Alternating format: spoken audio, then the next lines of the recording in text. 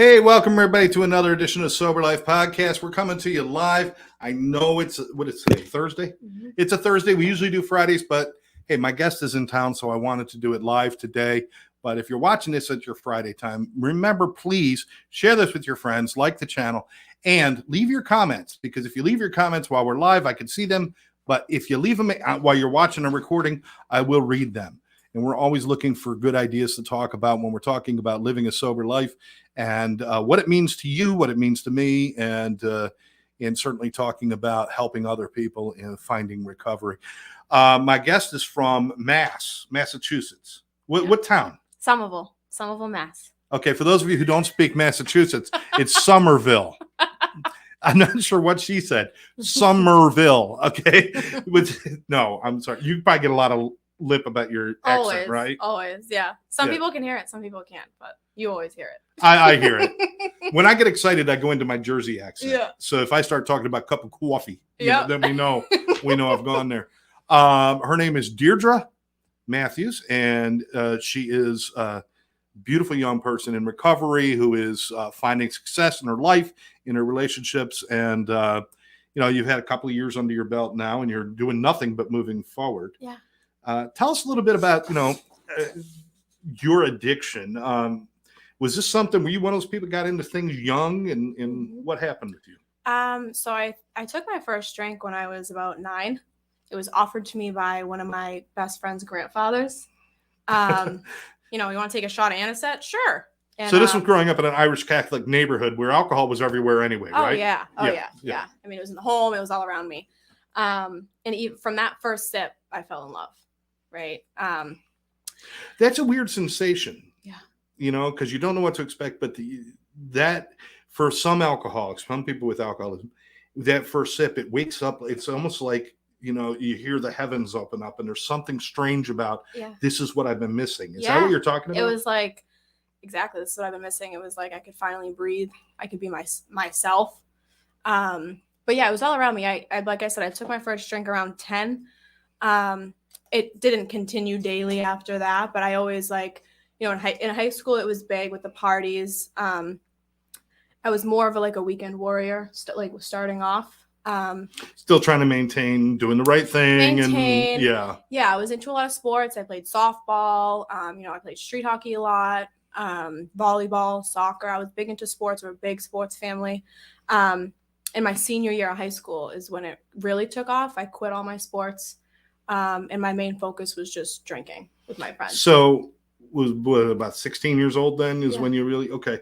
So 16, you quit the sports that your family's used to you participating in, that the school people are used to you being part of.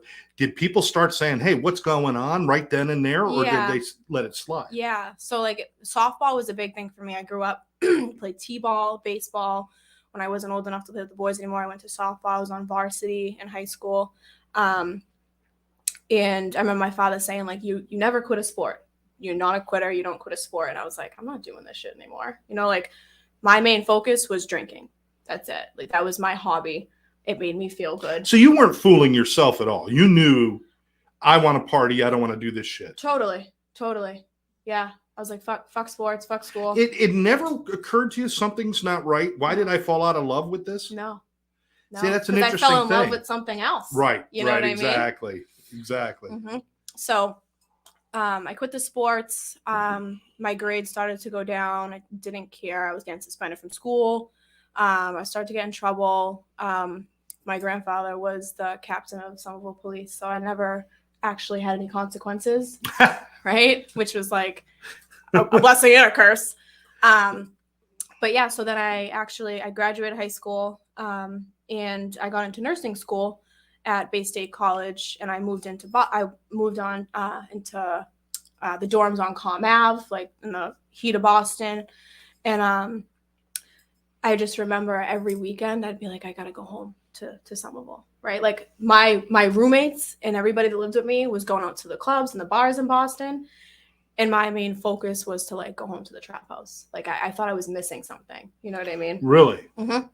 So even carrying your addiction into a new area, you didn't even want to do that. You just wanted to stay stuck. Yeah. Yeah, That's crazy. It was crazy. And I remember like my family and my friends were like, "You're in Boston, like you can live your best life in the clubs." And I was never into the club scene. It was always the local pub and hanging out in a trap basement like that. But you know what? Like now with all the like the growth that I've had, like that was my comfort zone. I felt safe there. So I was in school. I finished a semester. I did well. I ended up going home for a weekend. It was Valentine's Day about, I don't know, 7 or 8 years ago. I was 17 years old. And I got into a bad car accident. And I was in a car flip. And I was in the back seat with no seatbelt on. And 2 of my friends were in the driver and passenger. They had their seatbelt on. And I ended up getting ejected out of the back windshield. So I woke up. I was rushed to MGH. And I ended up fracturing my skull. I had brain bleeding. I broke my neck, my back. I re-broke my collarbone. I had a stage 4 laceration in my spleen. Like I was fucked up. In the sickness of the disease, I woke up in the emergency room and the doctor was reading me off my injuries. And I saw my sister and she was bawling her eyes out. And I was like, listen, you can't cry if I can't cry. Like I didn't even realize how I scared people and, how hurt seeing me like that. And I just remember the doctor reading off my injuries to me. And I just said, I just have one question. And she was like, yeah. And I said, am I paralyzed? Because all I heard was you broke your neck. And that's like, yeah, that's am the I first paralyzed? thing you think, right? Yeah. And she was like, no, you're not paralyzed. And I said, cool, fuck this. I did not have a care in the world. I was like, if I'm not paralyzed, I'm good. But folks, she used to be 5'8". And after the accident, she's very small. I'm just saying. 5 feet. So I mean, did that introduce new things into you being injured like that? Obviously, now you're on the great and wonderful prescriptions. Yeah. So I ended up being in the ICU for a couple days. I was in a full collar neck brace down to my hips. If I was walking, I had to be in a neck brace down to my hips, and then if I was like sitting, I could have the collar. In the shower, I had a foam collar. How long was this? So my recovery was really quick. It was really quick. I was discharged maybe like 7 days later. I had to not learn how to walk, but I had to get up and walking again. Wow. My brother and my sister took care of me when I came home. My brother would have to help me get out of bed, give me my medication. But I just remember my grandmother, I lived with her, and she's a nurse. So she was, giving me my medication, as prescribed. And then she started taking it away from me, being like, you can use Tylenol extra strength. And I freaked out, right? Because I was like, I need those. I tell my brother to go get them. That still didn't set anything off in my head, right? Like at that point, when I was taking the Tylenol, it was helping. But in my head, I still thought that I was in so much pain, right? Like what that does to you. And I ended up coming off all the medication. But then that's when my drinking really took off, because then I had to withdraw from school. Right. I couldn't finish out the semester. I had to withdraw from school. So I was home doing nothing. And I remember my first walk outside when I was able to take a walk was to the pub. I went there and got drunk. I walked in this big neck brace, and all the locals knew me. And I just walked in like I owned the place. Like, what's up, guys? I'm back. They were like, what the hell? And it didn't even dawn on me then. But that's when it really took off, was after the accident. I ended up getting my wisdom teeth out. They gave me a bunch of perks. Loved that. But I always fell back in the bottle.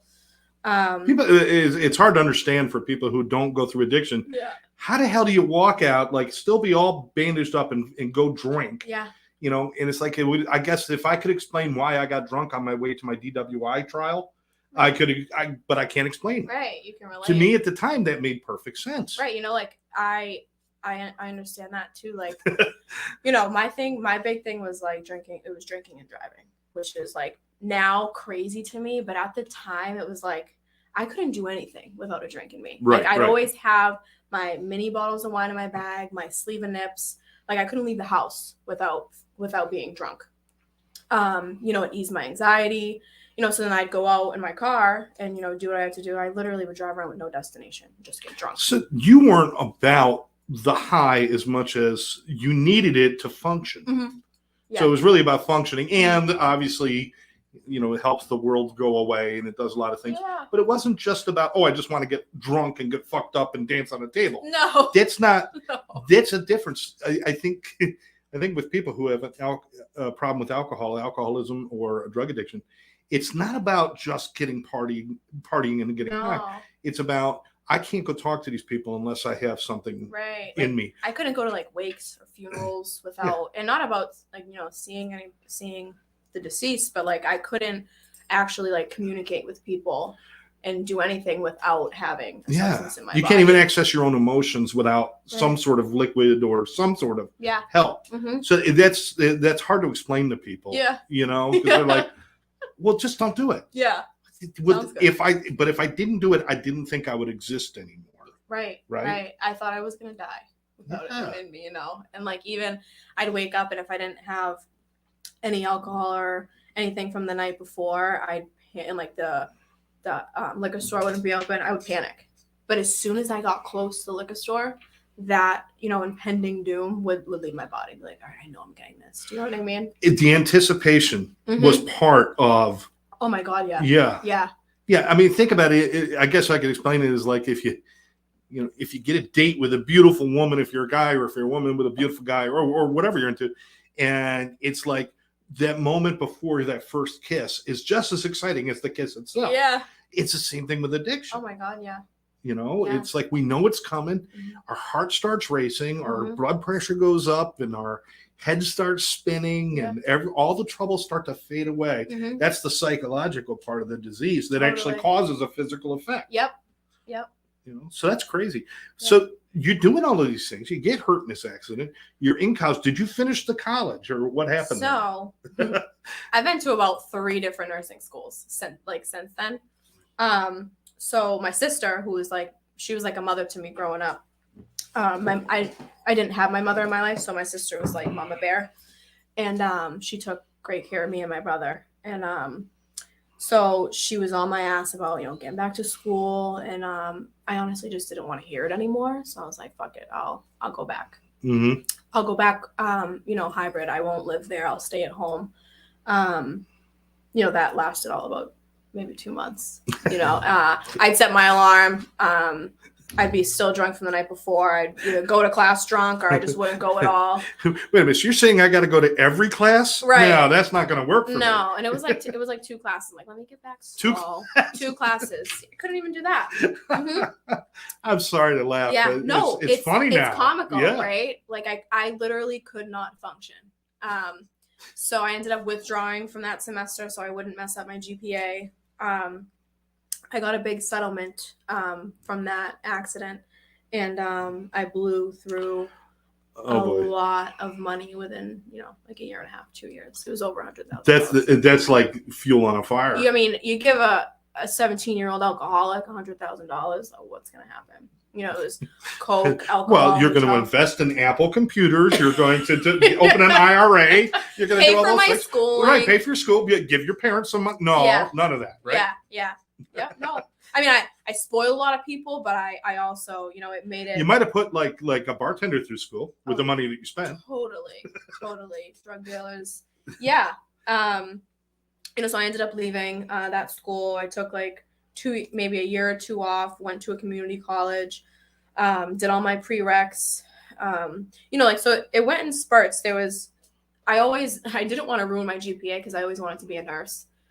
With all the withdrawals and stuff. So my drinking caught up to me again. I had to withdraw, went to another school, I took about 5 classes, did well there, withdrew again, because I didn't want to be in school. I wanted to drink. That's the only, my main focus was just drinking, and that's it. I didn't have hobbies. I didn't even know what I liked to do.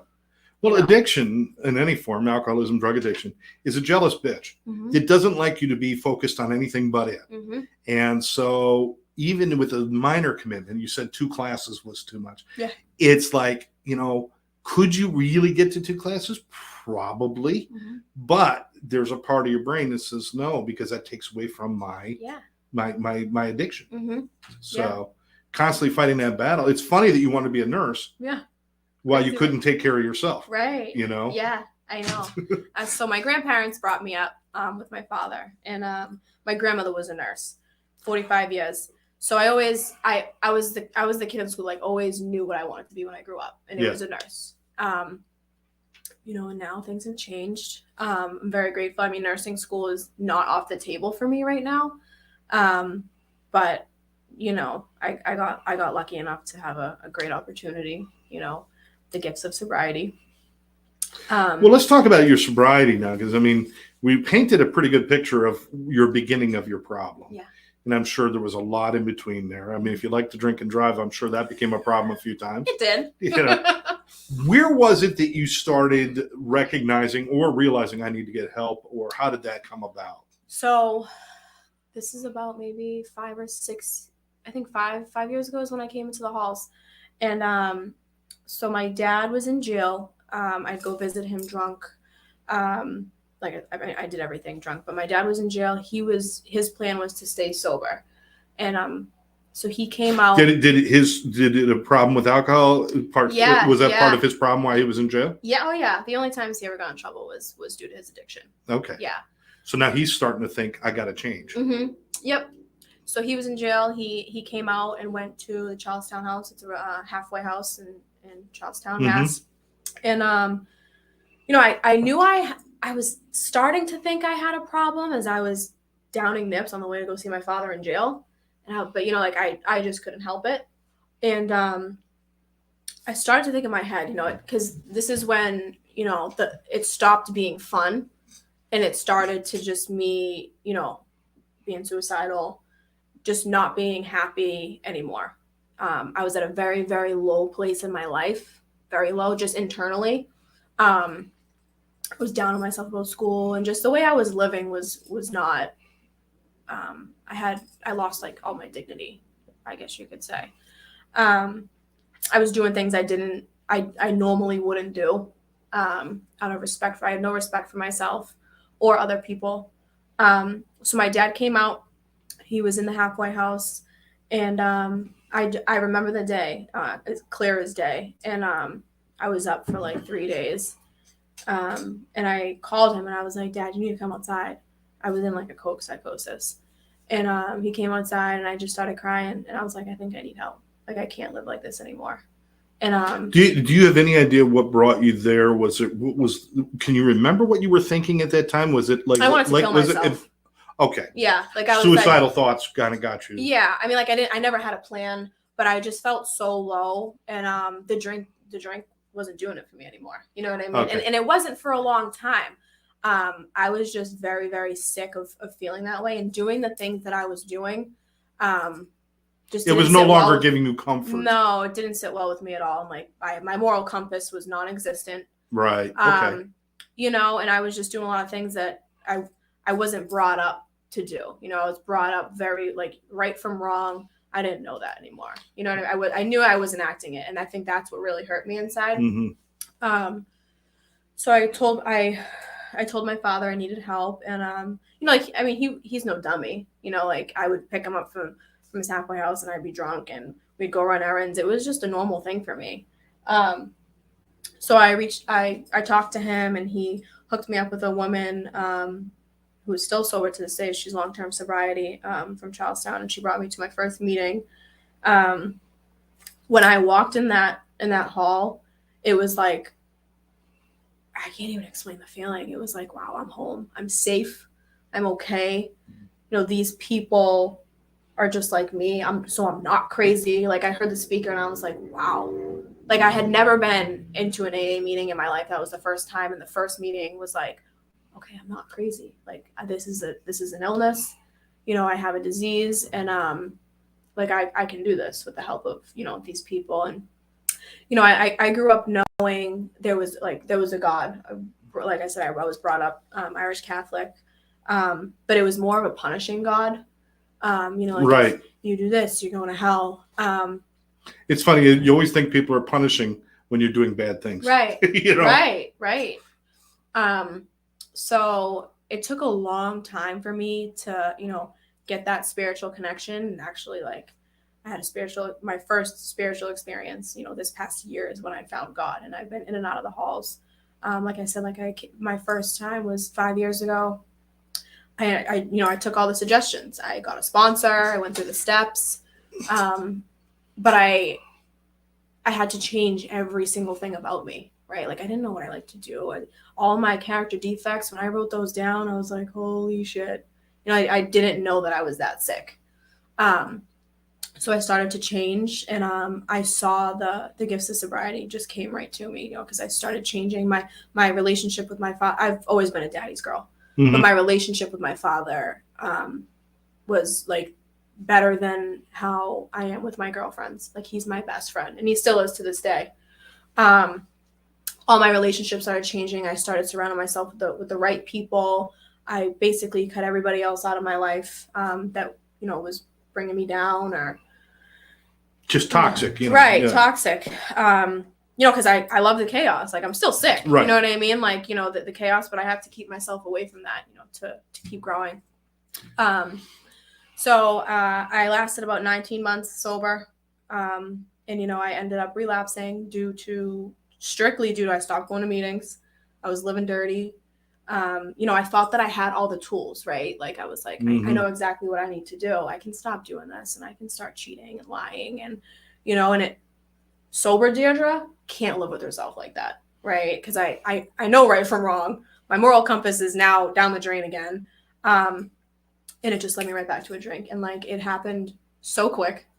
So, I mean, that run was probably like a month and a half. It's funny because my sister was getting married. This is like 2.5 years ago in May. And I ended up going to detox the day after her wedding. My boyfriend at the time was like, you need to go to detox. I'm like, I'm fine. And then I was just like, okay. I honestly just did it to shut everybody up. But I was like, but my sister's getting married in a week, so I'm not going to go to detox and come out and go to a wedding. So we're going to wait. So, I mean, I tortured everybody. And I ended up going to Evoke in Massachusetts. I went to the detox. I went to CSS. And the staff there saved my life. Truly saved my life. Like I said, like I didn't want to be there. I didn't want to go. I just did it to shut everybody up. But like that was God working, and when I left that place, I went to a PHP to continue treatment, and I went back to work. And like I said, I knew what I had to do. I didn't want to feel like that ever again. So I just, I kept up with it, and there was a lot of bumps in the road. Like I was in a relationship that was toxic at times. And it wasn't good for either of our sobriety. But I learned to set boundaries for myself finally. I got a therapist. She changed my life. I was always against, I'm never getting a therapist. We don't talk about anything due to how I grew up. So I just kind of tried to change the narrative and do something different this time. And yeah. I mean, I was working in the medical field, and I got an opportunity to come work for the treatment center that I got sober at. And it's absolutely changed my life. I mean, this is what I do now is beyond my wildest dreams. I didn't think I could do it. I didn't think I was good enough to do it. But well, you did kind of follow in that whole nursing thing as far as you go into nursing because you want to help people. You found another way to help people. And it's a different way. Yeah. And I know that the whole team at Evoke, and if you want to know more about it, evokewellness.com will tell you all about it. But great people. But I'd really like to know, you had the first attempt. And, I don't know if you had many attempts, like go to a meeting, then drink, and then go to a meeting, then finally put time together. Yep. But, what was it that was the change? Now, obviously, you could say Evoke made the change or something, but what was it in you? Because there's something that happens with us where we actually kind of cross that line into, I'm no longer fighting not to drink. I'm now living in recovery. Yeah. What was it for you that you think that helped you cross that? Honestly, I was just the way I felt, I was just so broken. I walked into Evoke broken, embarrassed, full of shame. And I mean, like, I'm a very prideful person. I kind of did it out of spite at first. Okay. You know what I mean? But I was extremely Listen, broken. nobody has the purest motivations when they walk in. Right. If they do, they're full of shit. Right. Okay. Right. No, I wanted no part of it. Yeah. But I woke up the next day and I was just like, where the fuck am I? You know, like I'm really doing this. And I think that in that moment, I was just like, you know what? I'm here. I know how to stay sober. I need to just do this, get through this. I'll feel okay after. It was just, I was very broken inside and I didn't want to feel that way ever again. Okay. You know, and it's kind of crazy because the night that I relapsed, I had said to my boyfriend at the time, I hope I never feel that way again. The day that I asked my dad for help, and that night I ended up getting drunk. And I think I was like projecting, you know, I don't know.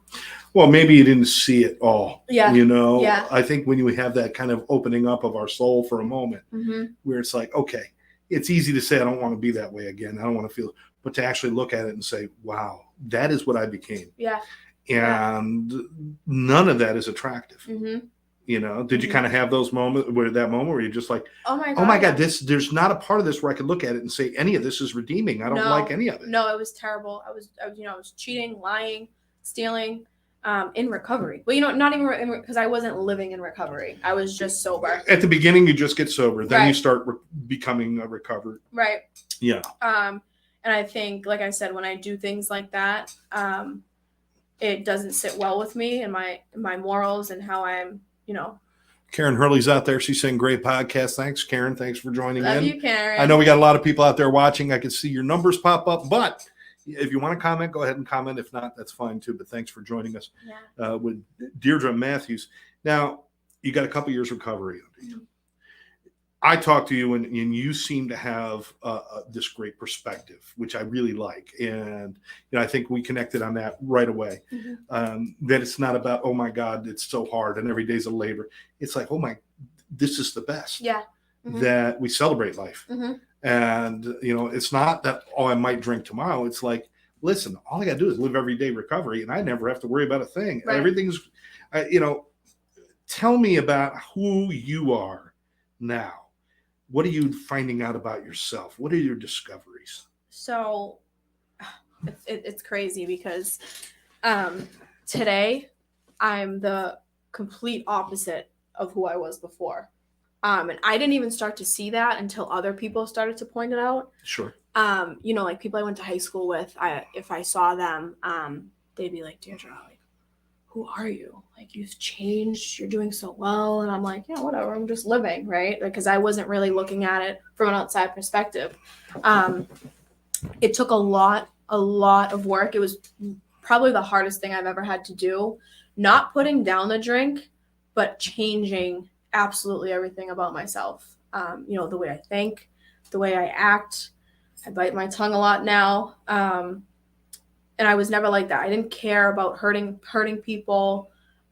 Today, I hate hurting people. Like, it makes me genuinely sad. Yeah. And I did a lot of that in my past. But today, I'm a woman in recovery. I have dignity. I can, you know, I live an honest life. Dignity. That's not a word that you would have used before. No, I don't even know what that meant. Yeah, exactly. Didn't even know what it meant. Right. You know, I wake up every day grateful to not need to put a substance in my body and be okay. You know, I'm not saying I'm happy and joyous every day I wake up, because that's not it, right? Life still happens, but I know today that I don't need to put a substance in my body to make me okay and, you know, make me live go outside and talk to people. You know, I this time around when I got sober, I suffered with a lot of anxiety. And I think I honest to God think I had anxiety before I got sober, but I never knew because I was always numbing, you know what I mean? So I'm now, I talked to a therapist. It's gotten drastically better. Well, to do this show like this and to be as composed as you are, you never could have done this before. I mean, hell no. So obviously the anxiety you have has now become manageable. something that you can deal with Yeah. instead of something that controls you. Yeah, totally. Which is beautiful. Totally. And how about your family? How's that been since you've really fell in or moved into recovery? Yeah, it's been amazing. Yeah. Amazing. My sister just had a baby. She just turned 1. So I'm now an auntie, and she's due to give birth like any day now. So I'm gonna have a nephew too. But I say that because when I became an aunt, like it absolutely changed my life. And I didn't think that I could love a human being the way I love my niece. It truly did change my life. And she just, I always joke, well, it's not a joke, but I'm like, this little girl is the only thing human that gets my like true, genuine love. She just does something to me. Like, she gives me so much joy that I never ever felt before. So with that being said, so my sister lives in Washington, D.C. with her husband and my niece, and I'm able to show up today, right? Like, I don't have to go to the airport and get drunk, miss a flight. I can pay for my flights there now. I can show up for my family today. Like my sister, I've been there probably 5 times this year. My niece just turned 1. I was there for Thanksgiving. Like, I'm able to invited. And, oh wow! I'm invited, and they're not worried. Instead of, oh shit, here she comes. Right. And my sister's not worried about, is she gonna come in shit face? What's gonna be her condition when she gets here? Yeah, good to see you, Deirdre, while they're hiding their wallets. Right. Yeah. Like, we don't want to be around you, right? Yeah. You're a nutbag. And we noticed that. Right. We did notice that even when we were messed up, mm-hmm. you felt that and sensed that. But the problem was it became 24 hours a day. You felt that. Mm-hmm. Everybody who looked at you, you felt like they were rejecting you. Yeah. Yeah. So now to be able to open yourself up to that. Yeah. These new emotions that you're feeling, like feeling those feelings of love. What is that like? It is. It's life-changing. Like I said, like, I've never felt this type of love and joy in my entire life. And this little 10-pound human being is just like the light of my life. Seeing her, and she's such a bubbly and happy baby, so it makes it a lot easier to love her. But, yeah. I don't know. Like, I found, because there are ugly babies out there. I'm sorry. we're gonna say it. There are ugly, miserable babies out there. And my niece is not one of them. The cutest thing in the world. We're not gonna lie to you. No. They're ugly ones. Yeah. Babies can be ugly when they're born, but no, she's so beautiful, and she's so bubbly, and she has her little personality. And I just awesome. I love to watch her. I could sit there all day and watch her, and I'd be content with that. But it just does something. Like, when she was born, I was like, wow, I feel like this is my purpose. Like, just to be the best aunt. Like, I was meant to be this little baby's aunt. Like, it's just it's a feeling that I've never felt before, and I love it. So I can show up for them. Me and my brother, we're Irish twins. He's a year older than me. We were very, very close growing up, like as thick as thieves. I'd be with, him and his friends. We had the same friends because we were so close in age, but I'd always be with him playing street hockey, hanging out with all the guys. We were always very close. And like right after high school and everything, started to, the downfall. There was a lot of situations where I embarrassed him because of what I was doing. He was ashamed to be my brother, and I would have been too, honestly.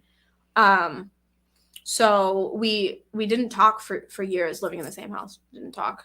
But now, I think it was a couple weeks ago, we started to rekindle our relationship. And, he looked at me one night and we were having a conversation, and he was like, Deirdre, getting sober was the best thing you ever did. And like, just hearing that from him, I was like, wow, that's awesome. So we have a good relationship today. Me and my father, he's my bestest friend in the world. And his recovery is good.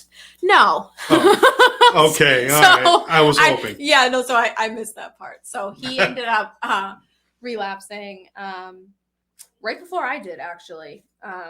And he's functioning, I guess, whatever. But you're there. You'll be there when he's ready. Right. No, exactly. And he knows that. I've said that to him. But I know today that, I don't want to cut my father out of my life due to his addiction. I'm not enabling him, but I don't want him to not feel loved.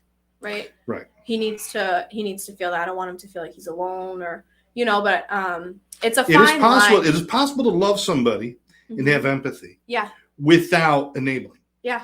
Totally. It doesn't mean you shut the love off, because No. you can't. I'm No. sorry, you can't. You No. cover it. You can lie about it.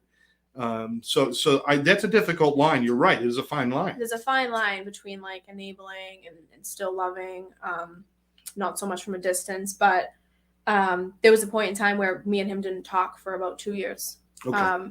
After I got sober, we it was for complicated reasons. Well, it's an uncomfortable situation to begin with, right? Well, right. And my father's the one that got me sober. Yeah. And so there's some shame and yeah, guilt, and I can't be throwing the big book at him, but he knows that I'm here, and like I said today, I don't put myself in situations that are gonna make me feel uncomfortable, get me upset. I don't really go around him when he's drinking. We go on our like little daddy-daughter dates. We run errands together. But he's my best friend today. Yeah, love him. So I can show up. I mean, my grandmother still lives in our family home. She has dementia, but I can show up for her. You know what I mean? I can be present and talk to her and hear the same story 50 times and be okay with that, right? Because I'm in the back of my head, like one day she's not going to be here, but I'm gonna feel okay, knowing that I showed up for her and I was there when she needed support and company.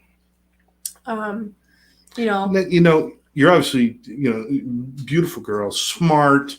You're funny. I think you're fantastic. You could probably do anything you want to do, especially in recovery. You could do anything you want to do. Yeah. Why the hell would you want to work in a business that is so heartbreaking every other day? What keeps you going? Because there is heartbreak. Totally. We're not winning this battle. Mm-mm. We're hardly making a dent, and I hope someday we'll figure it out, but we haven't yet. Yeah. We just keep trying. Yeah. So what is it when you get up in the morning after you find out you lost 2 people last night or 1 person last night? You wake up in the morning, what keeps you going? What keeps me going is the success that I see in the people that work around me. Right? I work with amazing people who have long-term sobriety, that they've been working in treatment for years and years. And I kind of take it back and look at myself like, when I walk into that facility and go up on the detox unit, like it brings me back. Like it what's the word? It humbles me real quick. Mm-hmm. And I don't forget where I came from. And no matter how much heartbreak comes along with working in treatment, I think I keep going because I'm like, I was saved. I was saved by the staff, by the grace of God. And I think that no matter how many times, one patient walks in that facility, it's hard to explain that if you do it 100 times and you're only successful once. Yeah. Was it worth the 99 failures to succeed once? Well, yeah, it was, because that person has a mother, father, brother, sister, husband, wife, son, or daughter waiting for them. Yeah. It's worth it. Mm-hmm. So every miracle carries us through a lot of those defeats, right? Yeah. And I saw it was like a meme, and it said, "No one's past is too dark for the grace of God." And that, when I first saw it, it hit me, and I was like, wow, I mean, I've done a lot of fucked up shit. And I held on to that for a long time. And as soon as I found God and actually got that connection is when my life changed. Mm. But I just think of that when, people walk in, I have to, there's a line where, I can't get too attached, which is hard to do. You have to be somewhat invested. Right. But you can't put your whole self there. Because I have to protect myself too, Certainly. I need to set boundaries, but you never want to be unfeeling either, because when we reach that point, get out. Right. Right. You've got to feel it. Yeah, you have to. Like I said, everybody that I help and talk to, I've gone through the same shit. No matter what drug of choice it is, it's the same feelings. It's the same spiritual disconnect. It's, so I keep going because I know that recovery is possible. I live it. I know many people who do. I know a lot of people who had it a lot worse than I did, and they succeeded. I love what you said about, the dark, that it's never too dark. I mean, Yeah. the most beautiful buildings of glass and steel that shine in the sunshine are built on a foundation of dirt and mud and rock. Mm-hmm. So everything is built through trials and tribulations. Right. In the harder your trials and tribulations, the taller your building is going to be on the other side. Mm-hmm. So don't turn away from it. Don't be ashamed of it. Your past is your past. Yeah. But that past, it actually will determine your future, because the more you went through, the stronger your foundation is to go higher than others. Yeah. And the way I look at it, recovering people are so amazing. oh my God, I love it. Real people bore me, but recovering people, but I'm here. That's why I love you guys. I know. And I think like you said, how no matter how much you've been through and how dark your past is, when I hear people's stories and even my story, like I can relate to, we can help people by just telling our story, right? And it brings me back to the first meeting. This person told their story and I was like, wow, I'm not crazy. And that's how you need to make people feel who are struggling, right? Like the opposite of addiction is connection. Connect with these people. And like you could save people by just telling your story, making them feel like they're not alone, and that's what it's all about. Like I was disconnected from everything. As soon as I got that connection, and it warmed my heart. Like I was like, wow, I'm not a piece of shit. I'm not crazy. I'm sick and I need to get better. Right. And that's what it's all about. And I think, just making people feel and know that they're not alone and that you've been through the shit, and they can overcome. Anybody can overcome addiction. I truly believe that. Absolutely. Like I said, I didn't want it at first, but something happened where, and I say this, I didn't have a connection with God at that time, but something kept me there other than the staff, right? Like the staff was absolutely amazing. My clinician at Evoke down in Cohasset, I still talk to her to this day. She truly saved my life. And I can't even explain how, but with her, that was the first time I cried. And I don't even know how long. She made me do all this homework. She made me write everything down. She was like a therapist to me, and I don't know what it was. I think because she made me open up, right, and talk about things I didn't want to talk about. I held all that stuff inside, and and I connected with my roommate there, and we were like the same person, did the same things, but still like down to earth people, just spiritually fucked. Yeah. It's amazing, just the things that we start to celebrate in recovery and how the importance we put on every little thing. Those moments, the friendships, the person who didn't give up on you. Mm-hmm. Because if everybody says, "Oh, she doesn't want it," and walked away, you'd be out there, you'd be dead. Yeah. But enough people said, "Okay, you might not want it now, but listen to what I got to say." Yeah. And they kept telling you things and showing you things. Mm-hmm. Until you found it. But today, I mean, to sit and watch a movie and cry or laugh during a movie and say, crazy. This emotion is more genuine and pure than anything I experienced in my addiction. Oh my God, yeah. And to recognize that and to be grateful for that. Mm-hmm. We have a never-ending amount of gratitude. Mm-hmm. Because we know, until you know the dark places, you don't appreciate the light. Right. I mean, even walking the beach brings me so much peace. And like, I think back and I'm like, if I was drunk, I couldn't appreciate this. Like just watching the waves, walking on the beach, straight serenity right there. Yeah. And like, honestly, that's my favorite thing to do. And when you're in recovery, you're smart enough to walk down by the water, not in the middle where the sand is 180 degrees, right? Exactly. You're drunk, you just lay down on that shit. Oh my God, yeah. I'd be all over the place. But you start thinking about those things and we start to appreciate those things. Yeah. And I appreciate you. I appreciate you coming and spending time with Karen and I and being here at Sober Life Studios and One Brother, One Sister and everything. Yeah. But I appreciate your energy and seeing you. It reminds me of my daughter. Aww. And it reminds me of the people that I associate with who not only we're not in recovery, we are recovery. Yeah. It is who we are. It's what we do. Everybody out there has to recover from something. I'll tell you. Totally. Everybody's going through something. Everybody's going through something, whether it's small or big. It's a mountain to them at the moment. And so recovery is not like a big thing. Yeah. It's just the best way to live life. It's in recovery is all about gratitude, love, and empathy and, faith. Yeah. That's what it's Totally. about. Yeah. So I'd like to do something. I like to do this with my guests, and if you would indulge me, Let's do it. this is a little questionnaire that James Lipton, who was inside the Actors Studio, used to do with the actors, and it comes from Bernard Pivot, who was a great interviewer in France, and he would ask these people these 10 questions, and it was just a way to get to know them. It's totally out there, but it just kind of. So we'll start with number one. What is your favorite word? What is my favorite word? Can I swear? Yeah. Fuck. I swear like a truck driver. Yeah. She asked at the end of the show after you've already dropped about 12 F-bombs, all right? What the fuck? What is your least favorite word? Hate. Good. Yep. What gets you turned on creatively, spiritually, emotionally? What is it that gets you lit up? Being in a room full of alcoholics. I like that. Gets me going. I like that. What totally turns you off to the world? I mean, something happens, you can't stand it. Negative energy. I'm around people that have negative energy. It throws me off completely. Yeah, like the I can't. The people who are. Yeah, no, it. I'm you like, can't. I can't. Nobody can. I It sucks. can't. Life sucks. Yeah. No, that gives me. Gotcha. Yeah. Okay, this one's easy. What's your favorite curse word? Fuck. Okay.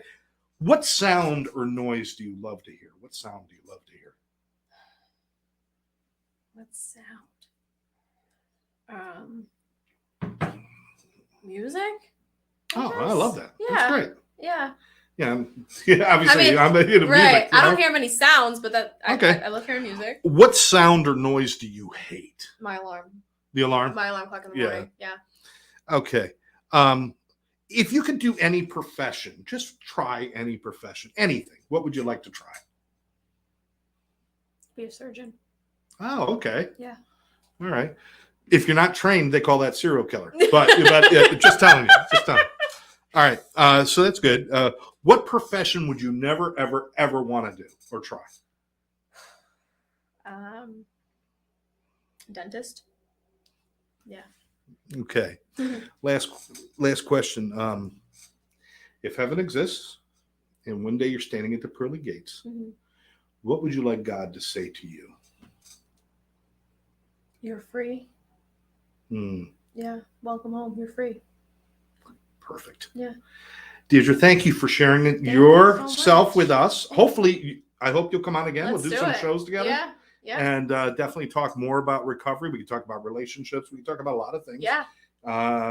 Again, it's just such a pleasure to meet somebody like you who isn't out there buying into the life is hard thing and really is more into, hey, celebrate every moment. Totally. And I appreciate you for that. I could even get past the accent. I'm cool with it. I'm cool with it. Finally. Deirdre Matthews. Thank you so much. And thank you out there for watching. Remember to share this with your friends. Subscribe and like the channel. Hit the bell so you can be reminded when we have shows coming up.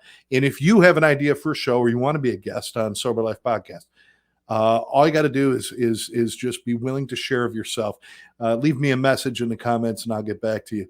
For now, for my guest, Deirdre, I'm Scott Jones, your host. I want to thank you for joining us. We'll catch you next time right here on Sober Life Podcast. Bye-bye. Bye.